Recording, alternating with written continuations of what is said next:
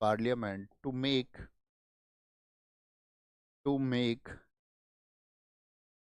ठीक है, to make laws on state subject, ये लिख सकते हैं, स्टेट सब्जेक्ट्स, राज्य के विषयों पर। अब आप एक बात कहेंगे, आपने भैया अभी कहा था हमसे कि राज्यों के विषयों पर तो जो कानून है वो राज्य बनाएगा, जो स्टेट लिस्ट में आएंगे।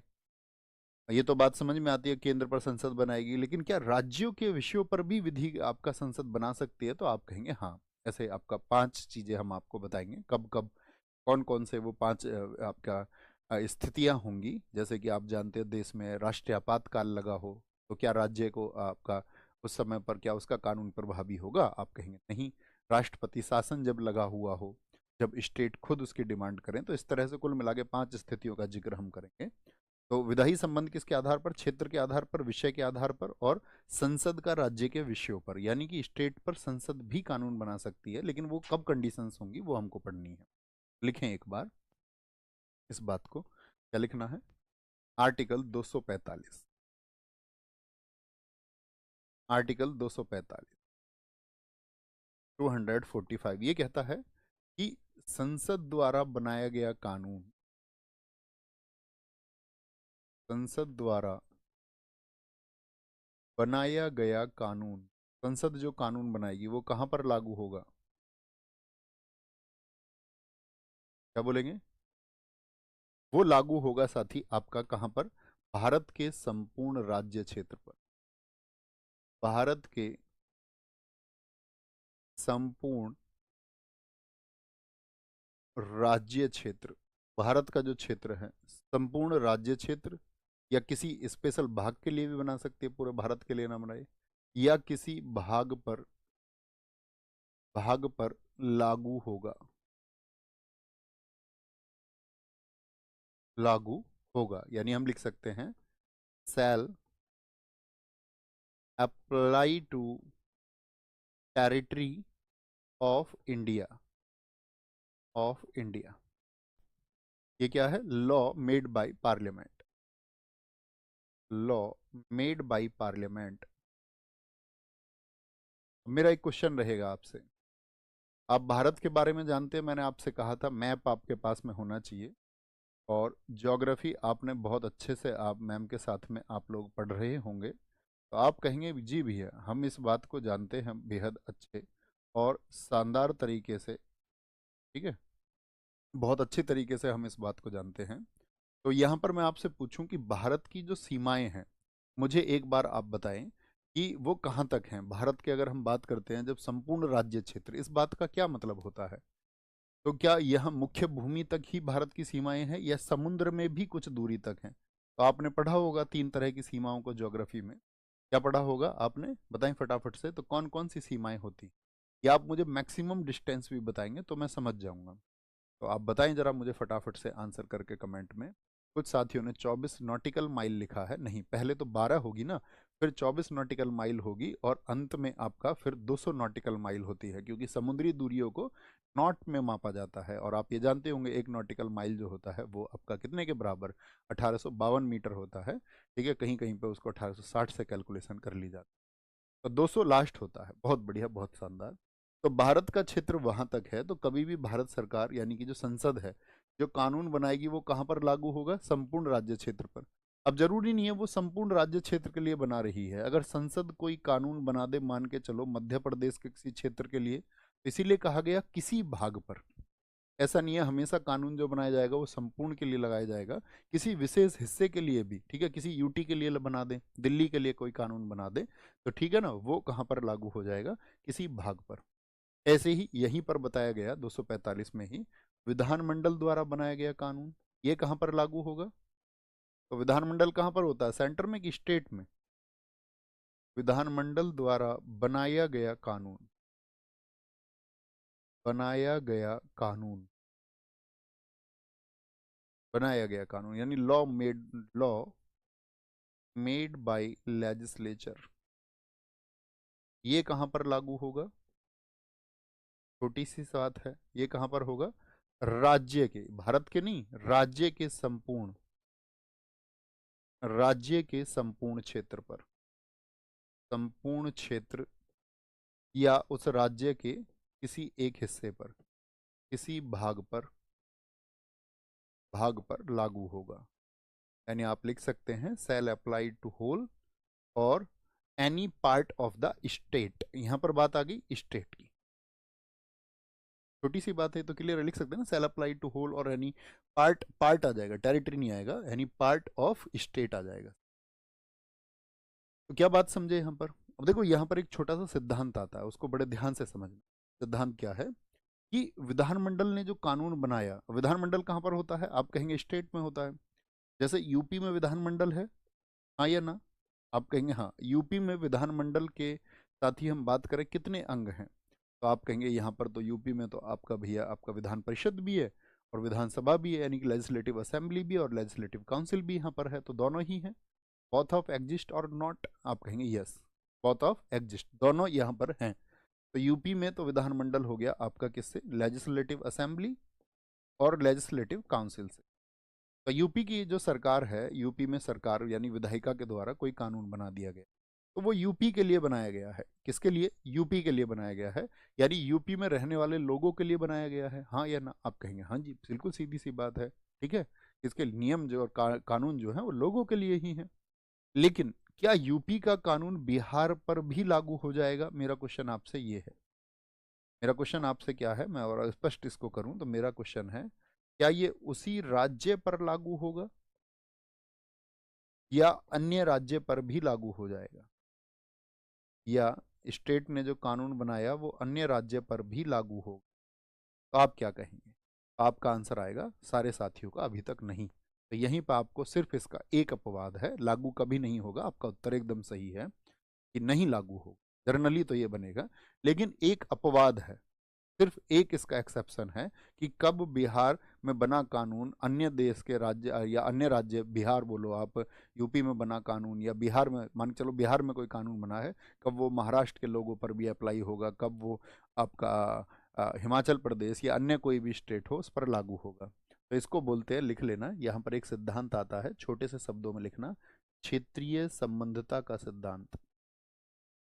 क्षेत्रीय संबंधता का सिद्धांत, इसका क्या मतलब होता है? याद रखना, कभी भी अन्य राज्य पर लागू नहीं होगा, सिर्फ एक स्थिति होगी, क्षेत्रीय संबंधता का सिद्धांत, यानी कि इसको बोलते हैं doctrine, doctrine of territorial nexus. Doctrine of territorial nexus, ये क्या होता है? जैसे मान के चलो बिहार सरकार है, अब या यूपी गवर्नमेंट है, आप मान लो, ठीक है। एक व्यक्ति तो यूपी का है, एक व्यक्ति यूपी का है और एक व्यक्ति है यहाँ पर, कोई दूर से ले ले, ऐसा नहीं है कि सीमाएं मिली होनी चाहिए, बिहार लेने की जगह आप कोई और ले लें। जैसे हम यहाँ पर एक ले लेते हैं तमिलनाडु का व्यक्ति। अब यूपी गवर्नमेंट ने Tata iron and steel corporation पे एक टैक्स लगा दिया, और टैक्स देखो ना, तो वो टाटा आयरन का यहाँ पर कोई उत्पादन हो रहा था, उसकी बिक्री भी तमिलनाडु में हुई, उस सामान की भी, लेकिन वो व्यक्ति जो है तमिलनाडु का, रहता कहाँ है? वो यूपी में रहता है। अब वो वहां से सामान लेकर के आया, तो यूपी गवर्नमेंट क्या है, उस पर कुछ टैक्स लगा सकती है, मतलब अलग अलग तरह के टैक्स। तो आप कहेंगे हाँ ठीक है, ये अप्लाई हो जाएगा, यानी कि व्यक्ति वो तमिलनाडु का यहाँ पर रहता था, ठीक है, या महाराष्ट्र का व्यक्ति यहाँ पर रहता था, तो वो सरकार जो है उस पर टैक्स लगा सकती है। और वो टैक्स किस पे हो गया? ठीक है, मान के चलो थोड़े समय के लिए रहता है, मान के चलो वो आपका ज़्यादातर तमिलनाडु रहता है, तमिलनाडु में उसका व्यवसाय है, एक फैक्ट्री उसने तमिलनाडु में बना रखी है, एक फैक्ट्री उसने यूपी में भी खोल ली, तो जो यूपी की गवर्नमेंट है उससे कुछ टैक्सेस लेगी प्रोडक्शन के नाम पर कि वो यहाँ पर उत्पादन कर रहा है, जबकि व्यक्ति यहाँ का नहीं है, ये भी मान के चलिए। तो आप कहेंगे नहीं, व्यक्ति अगर यहाँ का नहीं भी है और यहाँ पर प्रोडक्शन कर रहा है, तो इसी को बोलते हैं हम क्षेत्रीय संबंधता, कि क्षेत्रों के बीच में एक संबंध हो गया कि उसका व्यापार यहाँ पर है। तो उस स्थिति में उस महाराष्ट्र, तमिलनाडु, हिमाचल प्रदेश या पंजाब के रहने वाले व्यक्ति पर भी अगर वो यहाँ पर प्रोडक्शन कर रहा है, बेशक वो इस राज्य का निवासी नहीं है, तब भी टैक्स लगेगा। ओके, तब भी टैक्स लगेगा। तो ये बात समझ में आई, क्षेत्रीय संबंधता इसी को कहते हैं हम। ये आर्टिकल 245 बहुत आसान है, जो आपका साथी पूरे भारत के लिए कानून संसद बनाएगी, छोटी सी बात है, बस उसके शब्द थोड़े बड़े कर दिए हमने। जो राज्य पर स्तर पर कानून है वो कौन बनाएगा? वो बनाएगी आपका विधानमंडल, छोटी सी बात। आर्टिकल 246 मोस्ट इंपोर्टेंट, लिख लेना इसको, ज्यादातर एग्जाम में क्वेश्चन यहाँ से पूछे जाते हैं। यहाँ पर क्या बताया गया है? इसमें बताया गया है किस विषय पर, किस किस किस विषय पर कौन कानून बनाएगा? दिक्कत तो इसमें आएगी ना सबसे ज्यादा, किस विषय पर कौन कानून बनाएगा।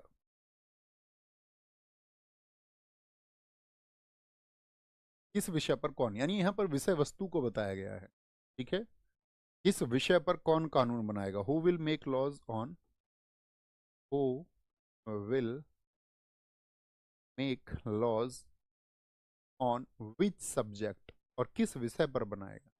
कौन बनाएगा और किस विषय पर बनाएगा, किसका क्या अधिकार होगा, ये 246 में बताया गया। और सबसे इंपॉर्टेंट चीजें इसमें क्या है, हमने आपको बताया था, सारी अनुसूची हमने आपको बताई थी।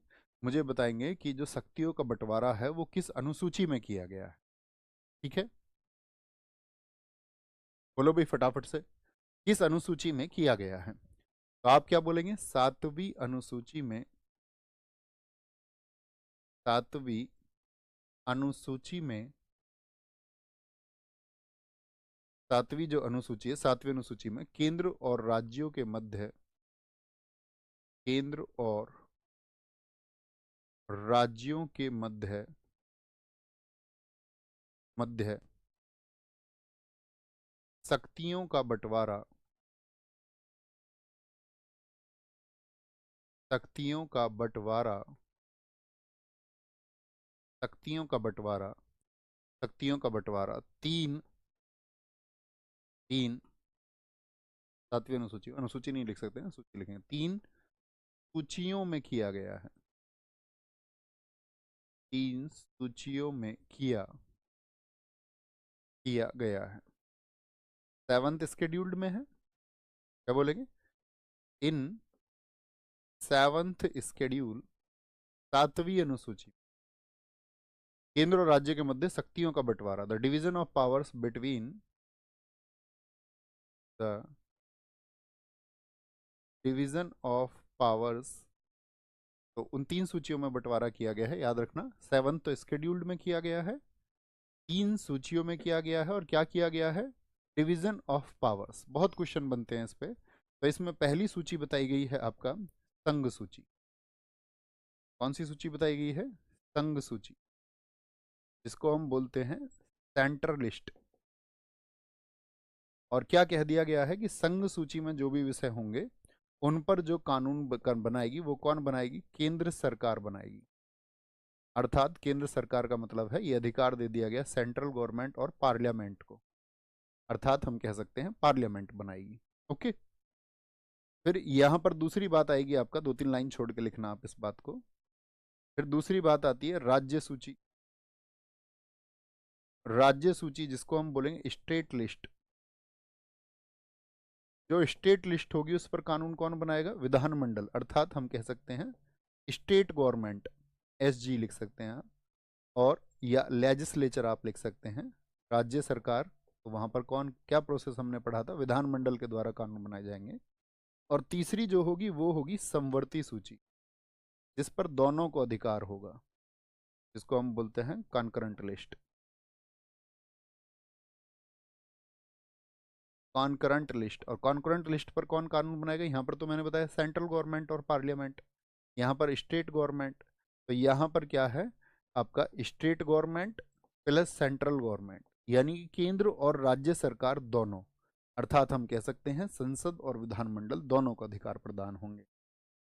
आपको याद होगा मैंने आपको बताया था ये प्रोसेस हमने किस अधिनियम से लिया है, तीन सूचियों में जो बंटवारा है। तो आपको हमेशा पता होना चाहिए 1935 में एक आपका गवर्नमेंट ऑफ इंडिया एक्ट आया था, उसमें हमने वहां पर भी जिक्र किया था किस आपका अधिनियम में, तो 1935 के भारत शासन अधिनियम में तीन सूचियों का बंटवारा ये हमने अपने संविधान में वहां से लिया। अब हमने आपसे कह दिया कि संघ सूची, तो संघ सूची की अगर हम बात करें, यहाँ पर लिखना इस बात को, संघ सूची में कितने विषय बताए गए थे, तो संघ सूची में बताए गए थे आपका, लिखना बेसिकली, मूलतः है, मूलतः है इसमें जो विषय थे वो 97 थे, और वर्तमान में ये कभी भी घट सकते हैं। तो वर्तमान के विषय बहुत कम पूछे जाते हैं परीक्षाओं में, हमेशा कौन सा पूछता है, जो बेसिकली थे, यानी कि जो मूलतः थे, क्योंकि ये अभी कभी 98 हो जाते, कभी 99। और अगर वर्तमान में एट प्रेजेंट हम बात करें, प्रेजेंट में ये कितने हैं, तो प्रेजेंट में ये आपका 100, कभी 98 भी हो जाते, कभी 99।